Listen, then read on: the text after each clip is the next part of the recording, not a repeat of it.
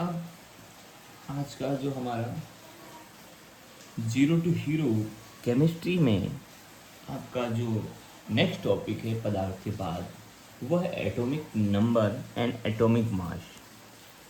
Atomic number and atomic mass. ठीक है, तो ये एटॉमिक नंबर और एटॉमिक मास टॉपिक है, तो हमको पता होना चाहिए। एटॉमिक नंबर को कहते हैं हिंदी में परमाणु क्रमांक, और एटॉमिक मास को हिंदी में कहते हैं परमाणु द्रव्यमान। तो परमाणु क्रमांक, परमाणु द्रव्यमान होता क्या है? पहले परमाणु के बारे में पता होना चाहिए। एटम,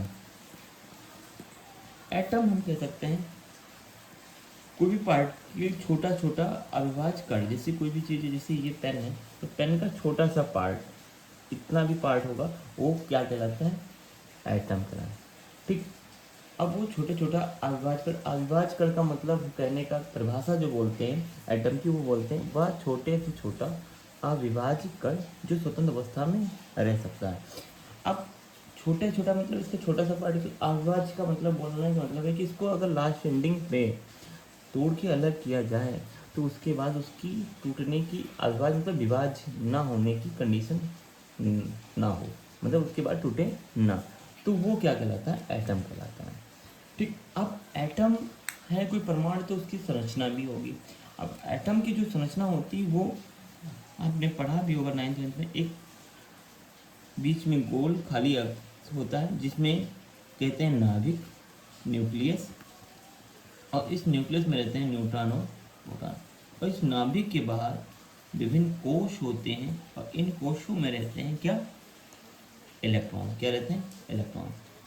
अब एटॉमिक नंबर की परिभाषा अगर बोलें तो नाभिक में उपस्थित यदि प्रोटॉनों की संख्या, नाभिक में उपस्थित जो प्रोटॉनों की संख्या होगी वही परमाणु क्रमांक कहलाती है।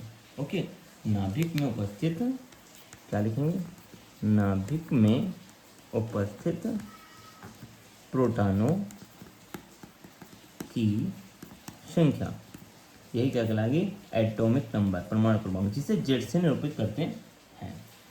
अब जैसे आपने पढ़ा होगा हाइड्रोजन, हाइड्रोजन का 1 होता है, हीलियम, हीलियम का 2 होता है, लिथियम का 3 होता है।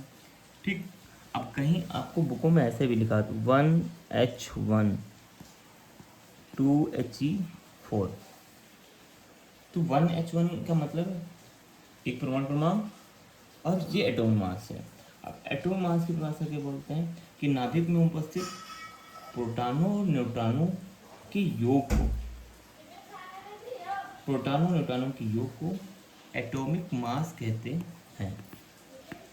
ठीक है, क्या कहते हैं? प्रोटॉन न्यूट्रॉनों के योग को एटॉमिक मास कहते हैं। एटॉमिक मास को हम ए से रिप्रेजेंट करते हैं। ए बराबर होता है प्रोटॉन प्लस न्यूट्रॉन। ए बराबर होता है प्रोटॉन प्लस न्यूट्रॉन।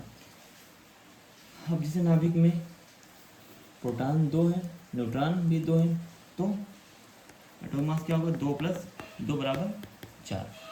ठीक, अब इसमें हम बेसिक में पहचानना होगा, हम ऐसा कोई कंपाउंड लिखा जैसे 2He4, तो 2He4 का मतलब 2 इसके परमाणु क्रमांक है और 4 इसका एटॉमिक मास है, जिसे द्रव्यमान संख्या भी कहते हैं। ठीक है, इसमें 1 इसका परमाणु क्रमांक है और 1 इसका द्रव्यमान है। जैसे Na का क्या होता है? 11×23, तो 11 इसका परमाणु क्रमांक है, 23 इसका क्या? एटॉमिक मास है। तो ऐसे भी आपको पहचानना चाहिए, ऐसे भी निकालना आना चाहिए। प्रोटॉनों की संख्या प्लस न्यूट्रॉनों की संख्या equal to atomic mass. Okay.